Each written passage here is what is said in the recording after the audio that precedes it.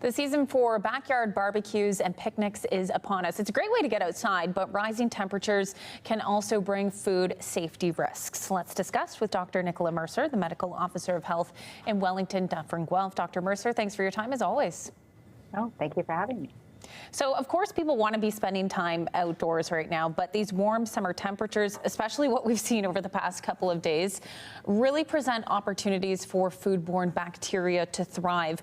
I want you to go over the best practices people can follow to keep their food out of, I guess, what we can call the danger zone.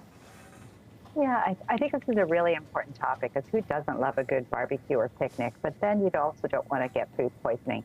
So some of the things I'm going to say really apply to your own kitchen. So in your house, you have a fridge where you keep things cold. But as you're planning to take food out with you someplace, you have to think about what is the temperature that food needs to be kept at. So it's really important, if it's something that needs to be kept cold, then you need to have a way of keeping that cold. So a cooler with ice will really think that through. There's also what we call food preparation. So in your own kitchen, you would make sure that you prepare everything safely, cleanly with fresh knives.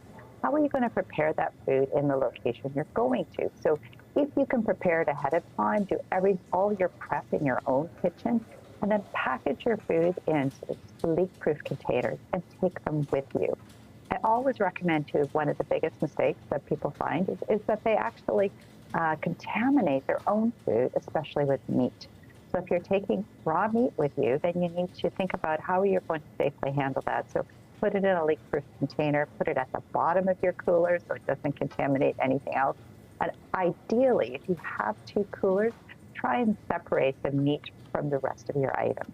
Then, of course, when you get there, you've got to cook it. So cooking meat, they all require different temperatures. One of the little mnemonics that I like is your burger is done at 71, and that's a really important thing. Most foods are a little bit higher than that, but for burgers, it's a minimum of 71 degrees. With steaks, interestingly enough, steaks are they're expensive, but they're actually safer in a way, because all you have to really do is cook the surface. That's where the contamination is. Whereas for hamburgers, they have to be cooked all the way through because they're ground meat. So these are just some of the tips that I would give people. We have 2 blogs on our website which give more details, but have fun, do it safely, and just prepare ahead.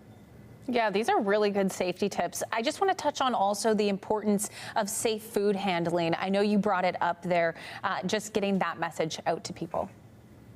Yeah, so when you're, the same as in your own kitchen, you need to wash your hands, especially after you've handled certain foods like raw meat.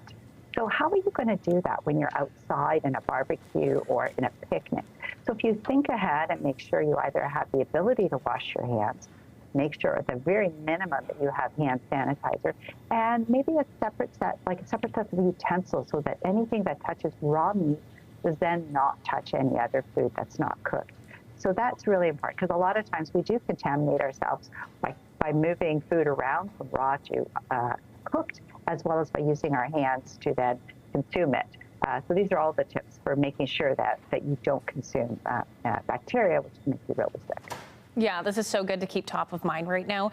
Lastly, just quickly, want to touch on what someone should do if they suspect they have food poisoning.